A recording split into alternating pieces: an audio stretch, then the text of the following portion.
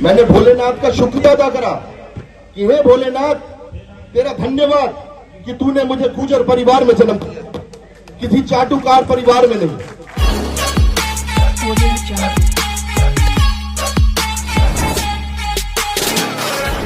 कुछ करना है तो डटकर चल, थोड़ा दुनिया से हटकर चल, इस लीग पर तो सभी चल लेते, तू इतिहास बदल। सभी उपस्थित आदरणीय बड़ों को नमस्कार, भाइयों को प्यार। बहुत सारी बातें बड़ी देर से मैं सुन रहा था और आशा करता हूं आप सब लोगों ने भी बड़े गौर से ये बातें सुनी होंगी, क्योंकि ये अक्सर सुनने में नहीं मिलती है।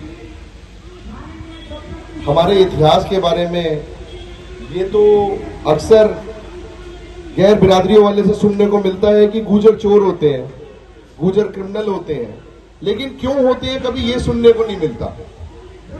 ये दुर्भाग्य है कि शायद हम अपनी वीरता खुद ही भूल चुके हैं।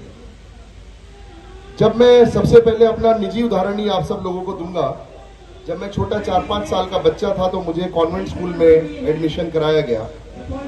तो वो गुर्जर बहुल क्षेत्र में था वो स्कूल, तो शायद स्कूल वालों की कोई पॉलिसी रही होगी कि गुर्जर बच्चों को इसमें एडमिशन नहीं देंगे। तो मेरा नाम सिर्फ अमित लिखवाया गया उसमें।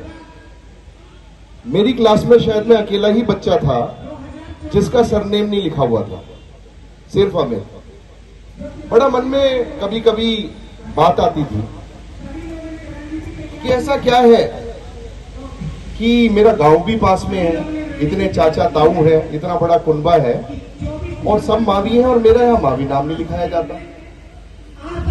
तो बड़े सालों बाद जब मैंने समाज के द्वारा और रिसर्च के द्वारा ये बात पता चली कि गुर्जर तो क्रिमिनल अंग्रेजों ने घोषित कर दिया था और आज भी समाज में इसका बहुत दुष्प्रभाव है, इसलिए गुर्जरों को अक्सर नौकरियां नहीं दी जाती, इस डर से कि ये कुछ वहां बदमाशी ना करे। स्कूलों में एडमिशन नहीं दिए जाते, इस डर से कि और बच्चों के साथ दुर्व्यवहार ना करे। तो मैंने फिर इस पर रिसर्च करी कि क्या वजह है, हमने ऐसा क्या करा कि क्रिमिनल बोला गया। और जब मैंने इस रिसर्च में देखा कि क्या असली में हुआ है, क्या आपको पता है कि हमारे 10 लाख पूर्वज लड़े थे अंग्रेजों से। 10 लाख। ईस्ट इंडिया कंपनी की 3 लाख की सेना थी, 10 लाख गुर्जर लड़े थे। क्या आपको पता है उन्होंने 6000 अंग्रेजों को जान से घाट उतार दिया था। मेरठ से 10 मई से हमारे बाबा कोतवाल धन सिंह जी ने जो आगाज करी थी, 31 मई से शुरुआत होनी थी इस लड़ाई की पूरे देश में। उन्होंने अकेले 10 मई से सारे स्थानीय गुर्जर पूर्वजों के साथ हमारे मिलके जो लड़ाई लड़ी और एक तरफा दिल्ली तक जो राजधानी होती थी यहाँ की, सारे अंग्रेजों को मारकाट मचा दी। क्या उन्हें नहीं पता था कि उनका हर्ष क्या होगा? आज आप में से कोई अगर मर्द है तो जाके पुलिस वाले के थप्पड़ मार के दिखाए, आपको पता चल जाएगा कि पुलिस किसे कहते हैं। क्या आप सोच सकते हैं उन लोगों को जिन्होंने उनके पूरे परिवारों को काट दिया था, इस उम्मीद से कि अंग्रेज डर के भाग जाए इस देश से, इस उम्मीद से कि मेरी मातृभूमि आजाद हो जाए। सोचिए अपने उन पूर्वजों के बारे में। मैंने आवाज उठाई थी, लेकिन वह आवाज में दम नहीं। जरा दिल में भावना रखिए अपने पूर्वजों के बारे में, जिन्होंने लाखों की तादाद में अपनी कुर्बानी दी है। काले आम जो बुलंदशहर कहते हैं, आपको पता है उसका नाम कत्ले आम था। क्यों था उसका नाम कत्ले आम? पूरे बाग के आम के जो बाग थे उसमें अनगिनत लोगों को टांग दिया जाता था फांसी पे, और किसी को अलाउड भी नहीं थी उनकी बॉडी उतारने के लिए दिनों तक, महीनों तक। और पूरे समाज को, बुलंदशहर जो वहां का डिस्ट्रिक्ट कैपिटल था, हर समाज का व्यक्ति वहां से निकलता था उन बॉडियों को देखते हुए। क्या आप अपने मन में एक सेकंड सोच सकते हैं उस समय के बारे में? लेकिन जब मैंने ये सारी बातें पढ़ी तो मुझे गर्व हुआ गुर्जर होने का।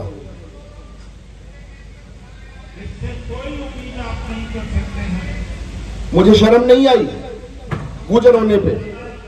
और मैंने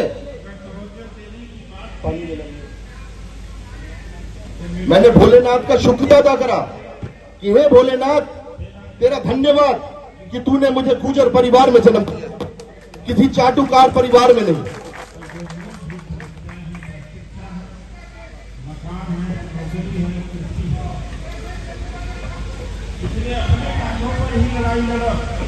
उस दिन मैंने ये प्रण लिया था कि जब मेरे जीवन में सारी जिम्मेदारियां मेरे परिवार की पूरी हो जाएंगी तो मैं अपना पूरा जीवन अपने पूर्वजों की इस कुर्बानी को उजागर करने के लिए, अपने पूर्वजों को श्रद्धांजलि देने के लिए, अपनी पीढ़ी के आत्मसम्मान के लिए और आगे किसी गुर्जर बच्चे को और अन्य जो हमारी बिरादरियां साथ लड़ी थी उनके बच्चों को कहीं शर्मिंदा ना होना पड़े, कभी अपना नाम ना छुपाना पड़े, कभी उनके मन में यह भावना आए कि हम क्या हैं, इसके लिए मैं अपना जीवन समर्पित करता हूं। और आज अब सबसे वादा करता हूं कि जब तक हमें पूरा सम्मान नहीं मिलेगा, इस इतिहास को सही तरीकों से नहीं पढ़ाया जाएगा, हिंदी की पुस्तकों में, अंग्रेजी की पुस्तकों में, देश में विदेश में, ना मैं खुद बैठूंगा ना किसी को बैठने दूंगा। हमारे पूर्वज हमारे थ्रू इस दुनिया में जिंदे हैं। वो जो टंगे हुए थे पेड़ों पे, क्या उनको ये नहीं था कि जिस दिन मेरा भारत आजाद होएगा तो हमारी वीर गाथाएं बोली जाएंगी?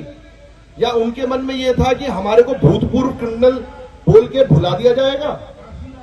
आप सोच सकते हैं इस बारे में? तो मेरे भाइयों, सबसे पहले तो आप सब लोग जो यहाँ आए हैं, ये एक डिवाइन मोमेंट है, क्योंकि आज हमारे समाज का कोई 2 करोड़ जनसंख्या होगी जिन जिन प्रदेशों से आप आए हैं, राजस्थान, उत्तर प्रदेश, हरियाणा, दिल्ली। अगर यहाँ पे 200 लोग हैं तो आप सब लोग 1 लाख लोगों का पर बंदा प्रतिनिधित्व कर रहा है। बहुत आसान था। मुझे क्या ये कार्यक्रम अगर हम लोग नहीं करते तो नहीं होता। जैसे 70-60 चल रहे हैं, बड़े आराम से सब लोग अपनी कामचर्या में लग रहे हैं, चलता रहता। लेकिन क्या यही हम सब डिजर्व करते हैं? आपको पता है 2 लाख से ज्यादा आपके पूर्वजों को जान से मारा गया। किस लिए? अभी प्रेस वाले मेरे से पूछ रहे थे कि साहब आप क्या कर रहे हो? मैंने कहा साहब हम क्रिमिनल ट्राइब है। आपको पता है हम क्यों हैं? वहां 8-10 प्रेस वाले थे, किसी एक को नहीं पता। और दुर्भाग्य की बात यह है कि हमारे गुर्जर समाज को भी नहीं पता। तो ये जागरूकता फैलानी पड़ेगी। आज 200 हैं, 1 साल बाद 2000 होंगे, 2 साल बाद 20,000 होंगे, 2 लाख होंगे, 2 करोड़ होंगे। ये कोई किसी पार्टी लाइन की डिमांड नहीं है, ये हमारी पहचान की लड़ाई। हम हैं कौन, ये उसकी लड़ाई। और ये लड़ाई हर किसी की होनी चाहिए। पेड़ को नहीं भूलना चाहिए कि उसकी जड़ें कहां है, क्योंकि पानी वहीं से आता है, प्रेरणा वहीं से आती है, हिम्मत वहीं से आती है, शक्ति वहीं से आती है। क्या ये अपने देश के लिए शहादत देना, दुश्मनों को मारना, क्या ये क्राइम है? तो हां, हम क्रिमिनल हैं, बड़े गर्व के साथ हम क्रिमिनल हैं। और अगर सुन ले देश के और दुश्मन, अगर कभी उन्होंने इस देश में आने की कभी हिम्मत भी करी तो फिर दोबारा गुर्जर उठ के मारेगा और मरेगा। ये गुर्जर, गुर का मतलब दुश्मन, जर मतलब विनाशक, ये हमारा खून है। हमारा जन्म ही इस धरती पे दुश्मनों को नष्ट करने के लिए हुआ है। तो इसमें कोई शर्म की बात नहीं है। आज क्योंकि हम लोगों ने इतिहास में, चाटुकारों ने पूरा इतिहास ही चाट दिया, कुछ छोड़ा ही नहीं है इस बारे में, और हम सब लोग अपना मदमस्त हो गए हैं। आज मैं देखता हूं देश के बहुत बड़े बड़े लोग गुर्जर लिखने में शर्माते हैं अपने नाम में। आज की बात बता रहा हूं आपको, आज की बात। हमारे बड़े बड़े स्पोर्ट्स पर्सन हैं, क्रिकेट टीम में हैं, वो अपना नाम कुमार लिखते हैं। अरे भाई कुमार हो क्या तुम? क्या होता है कुमार? अपनी नाम जो है वो लिखो। मैं किसी की जाति विशेष की बेइज्जती नहीं कर रहा हूं, लेकिन आप अपना नाम क्यों छुपा रहे हैं? क्या आप दिखाना चाह रहे हैं? क्या कि गुर्जर किसी से कम है क्या? क्या और किसी जाति से हम लोग कम है क्या? शर्म आनी चाहिए क्या हमें कुमार लिखे? हम अपने नाम के आगे गुर्जर लिखिए। और बड़ी वीरता से और सम्मान से लिखी। जितनी आप लोगों ने कुर्बानी दी है उतनी किसी कौम ने कुर्बानी नहीं दी है। इसमें कोई शर्म की बात नहीं, ये बड़े सम्मान की बात है। और दुर्भाग्य है कि इस देश ने आजादी के बाद इस बात को बड़ी आसानी से भुला दिया। डीनोटिफाइड, क्या होता है डीनोटिफाइड? आज आपको पता है, कई लोग कहते हैं भैया हमें तो पता ही नहीं डीनोटिफाइड। साहब बहुत बढ़िया बात है, ये आपका भारत सरकार में आपकी जाति का ऑफिशियल नेम है, डीनोटिफाइड क्रिमिनल, भूतपूर्व क्रिमिनल। अब नहीं पता हो आपको तो क्या फर्क पड़ रहा है उससे? भारत सरकार आपको इस्लाम की कैटेगराइजेशन से रखती है। क्या आपको पीढ़ी नहीं लेनी चाहिए इस बात से? इसे दुख नहीं होना चाहिए आपको? 3-3, 4-4 लोगों की, हमारे पूर्वजों की शहादत के बाद, आजादी के बाद इस दिन के लिए हमने आजादी ली थी कि हमें भूतपूर्व क्रिमिनल बोला जाए? भरी पड़ी है कहानियां हर गांव की बलिदानों की, क्या भूल जाए हम वो सब? अपना अपना काम करें और मोटे होते जाएं खा खा के। तो मेरा आप सब नौजवानों को बहुत बहुत धन्यवाद, आप आए। ये इंफॉर्मेशन, सूचना हमारी जाति के इतिहास के बारे में, हमारे गौरव के बारे में सोशल मीडिया पे बहुत जबरदस्त तरीके से चलेगी, किसी के रोके नहीं रुकेगी, क्योंकि ये हमारी पहचान की बात है। हम कौन हैं ये उसकी बात है।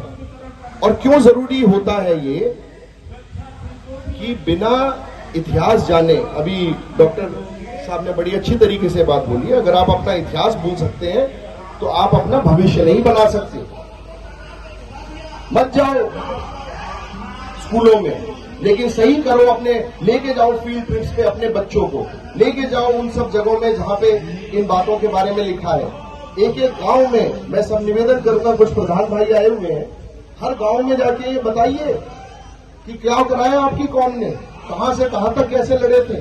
सारी इंफॉर्मेशन अवेलेबल है इंटरनेट पे। ये फैलाइए, कोई बाहर वाला नहीं आके फैलाएगा। आप सोचो कि बाहर वाले आप जब जाएंगे तालियां बजाएंगे, कोई नहीं बजाएगा। उनकी मानसिकता आपके प्रति ऐसी ही रहेगी। पहले अपनी मानसिकता तो चेंज कर लीजिए अपने प्रति, तब दूसरों से अपेक्षा करना कि वो अपनी चेंज करें। तो बहुत बातें आज नियम मैं निवेदन करूंगा। आचार्य जी से बड़ी देर से मैं इनके भजन सुनने के लिए इंतजार कर रहा था। अगर मेरी कोई बात किसी को बुरी लगी हो तो प्लीज क्षमा करिएगा, मैं प्रैक्टिस नहीं करता हूं बोलने से पहले। और बहुत बहुत धन्यवाद सभी बड़ों का, स्पेशली जो हमारे सिकंदरा से मेरे दिल के अजीज शहीद परिजनों से जो लोग आए हैं सुबह ट्रेन में बैठ के, बाबा का, सारे लोगों का बहुत बहुत धन्यवाद।